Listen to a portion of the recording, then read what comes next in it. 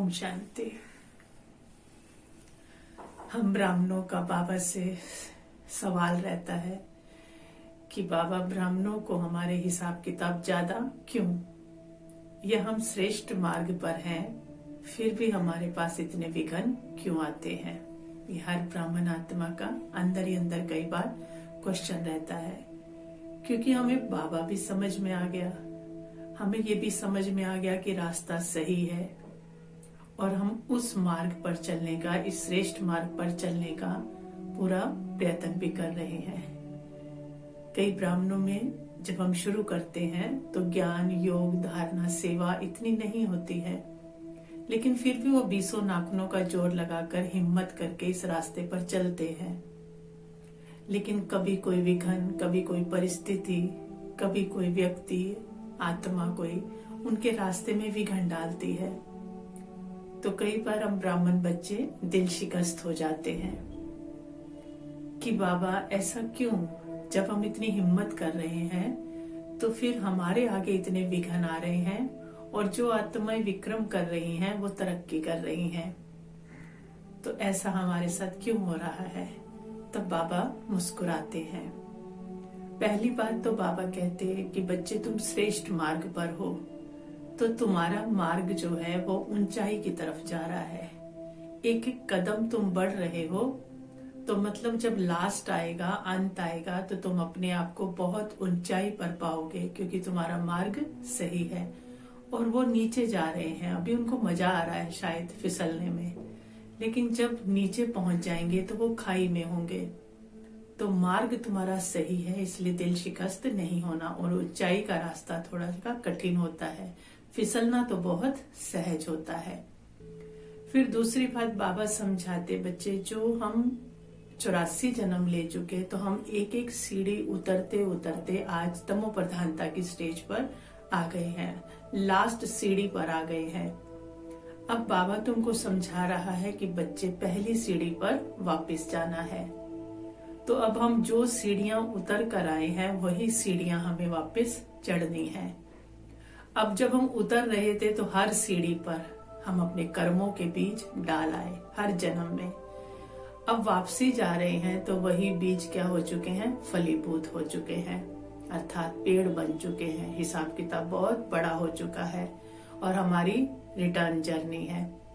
तो वो पेड़ हमारे आगे जो बीज बोए थे छोटे छोटे, वो पेड़ के रूप में आ रहे हैं, विघ्नों के रूप में आ रहे हैं। तो हम कहते हैं क्यों? और हम ये भूल गए ये हमारे डाले हुए ही बीज हैं, तो इनको तो आना ही है। और हम इस पे चल रहे हैं। अब कहीं हमारे उनके नहीं आ रहे, तो हमारे क्यों आ रहे हैं? क्योंकि बाबा कह रहे अभी तो तुम्हें चढ़ती कला में हो, तो बाबा का सहयोग भी है, बाबा का प्यार, स्नेह, उसकी ताकत, हिम्मत सब वो दे रहा है। तो तुम एक एक सीढ़ी, एक एक कदम चढ़ते जाओगे तो तुम्हारे हिसाब किताब चुकते होते जाएंगे और तुम अपनी मंजिल तक, अपने लक्ष्य को पा लेंगे। लेकिन अगर नहीं चुकतू करेंगे, अगर हमारी सीढ़ी नीचे उतरने वाली अभी तक हो, खाई में जाने वाली ही, तो हमारे हिसाब किताब तो इकट्ठे हो रहे हैं। तो अगर हम स्नेह और सहयोग से अभी नहीं चुका पा रहे, तो जब बहुत कलेक्शन हो जाएगी तो हम कैसे चुकाएंगे? तभी बाबा कहते हैं ना, शास्त्रों में भी लिखा है कि तेल के कड़ाव जैसी यातना होगी, भोगना होगी। तो वो भोगना क्या है? वो इकट्ठी आएगी, तो हम उसको सहन नहीं कर सकेंगे। तो अभी थोड़ा स्नेह और सहयोग लेते हुए बाबा का हम उस रास्ते पर आगे बढ़ते जाएं। तो आगे बढ़ते बढ़ते एक दिन चुकतू हो जाएंगे। लेकिन बाबा सहयोग कब देता है? बाबा कहते हैं मैं इसमें कुछ नहीं कर सकता कि मैं तुम्हारे कर्मों के भोग को हटा दूं या खत्म कर दूं। मैं सिर्फ तुम्हें शक्ति दे सकता हूँ। और शक्ति भी कब दे सकते हैं बाबा?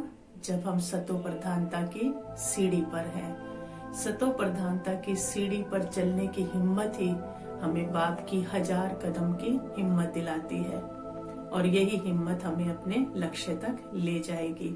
और अगर नीचे गिरने का ही है तो बाबा की हिम्मत उसमें नहीं मिलती है।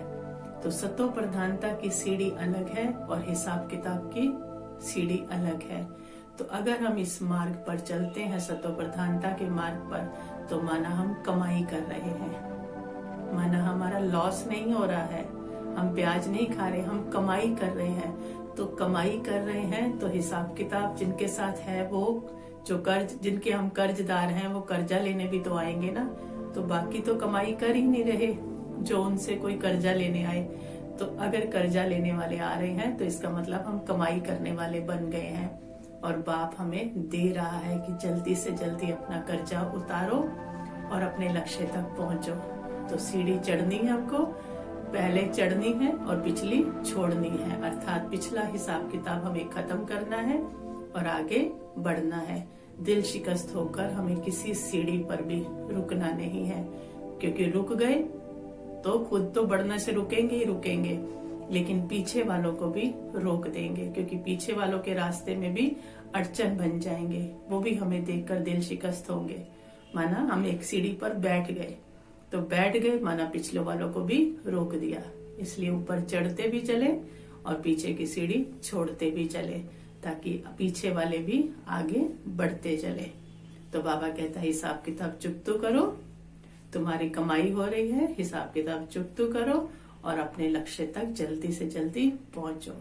इसलिए किसी भी ब्राह्मण आत्मा को दिल शिकस्त नहीं होना है। बाबा का साथ और हाथ लेकर अपनी मंजिल पर एक दिन पहुंच जाना है। ओम शांति।